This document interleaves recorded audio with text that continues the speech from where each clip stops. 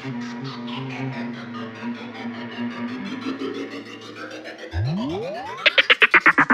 voltaj beynimin içi gene adamın ortası dolu suç family. Kara para atlayalım yoksa aç kalacak çünkü 30 küsür oldu sigaranın paketi. Yanımdakilerin hepsi hit kumaşı gibi çünkü el masuma onda sıdan firari. Yırtık yamalı pantolona gezerim çünkü gece Twitter'da yapmıyorum kiralık troll işi. Her şey gene para, nefes alsak para, gidip bulsak birinin sonuç kamuya para. Kendimizi kessek pansumanda para, kibar Feyzo ne demişti sıçmakta para. Bana varoş demeniz övgü iltifat, caddeden mezunum yok ki iktisat. Merso istemem olsun Passat, bize mi konuşuyorsun oğlum yavşak. Piyasanın dik duruşu biziz o yüzden hala Pringles değil Lace'leriz. Güneşe veli Zeyne müzik diyenlerin beynine amele yanığı olmuş deriz. Geceleri öğrendik köpek sizin gibi bir gecelik bonca insanın emeği kefil değil size kimse siklerin gidin. Cinnet geçirip ezeceğim sesi.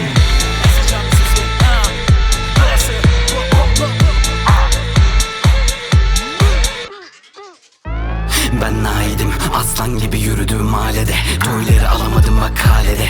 Oynarım hepinizden na bebe. Az daha dene kazazede.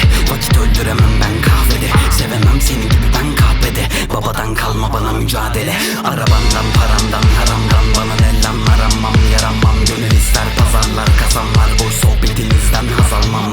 Hey varsa imkan sen kendini bul. Kafan hep defanslarken düşleri kur. Kuru kumpasın sebebi bu. Sana göre değil bana göre dostum. Mala satan haini vurabilir birileri ama tetiğine güvenenler eteğini bulanır. Yaraladım ama yolu sokayım. İçin boş dışın metris duvarı. Benim hainim bu. Dilim Excalibur. Eşkalim bu. Keşmali manita sen marebul. Hepinizi harcar İstanbul. Yürü yürü yürü yürü yorulmam. Sürünürsün şaşmadan bu oyundan. Sokak bu mahalle tutar biri kolundan. Verdi ifade sattı seni sonunda. Ya ya yürü yürü yorulmam.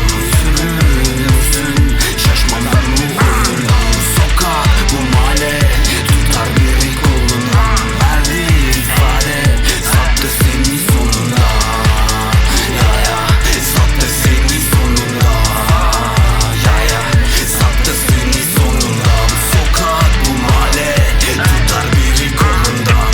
Sokak bu mahalle sattı seni sonunda. Sattı seni sonunda. Yeah.